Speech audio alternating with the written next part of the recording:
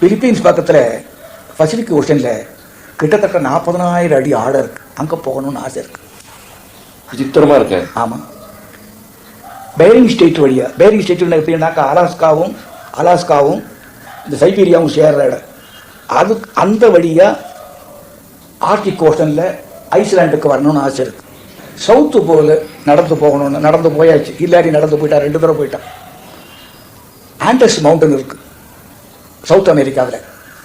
4000 mile, not KM நீட்டம். அது உலகத்திலேயே longest மவுண்டனாக தான்.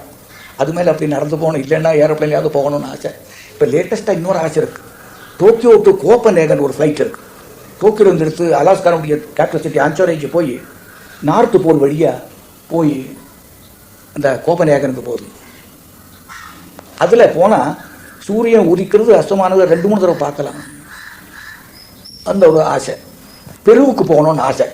பெருவிலேருந்து அமெரிக்கா ரிவர் உற்பத்தி ஆகுது. பெரு வந்து பசிபிக் கோஸ்டில் இருக்குது. அமேசான் வந்து அட்லாண்டிக்கில் வந்து உழுவுது. பெருவில் உற்பத்தியாகி அது மைட்டி ரிவர் இந்த வேர்ல்டு அமேசான். சின்ன சின்ன ஆசை எதுவுமே இல்லையோ? கிடையாது. இப்போ வேற ஏதாவது வாழ்க்கையில் சாதிக்கணுங்கிற ஒரு ஆசை இருக்கா? இல்லை. நல்லவனாக இருக்கணும் ஒரு ஆசை இருக்கு. மனுஷனாக வாடுறதுக்கு முயற்சி பண்ணிட்டு இருக்கிறேன்.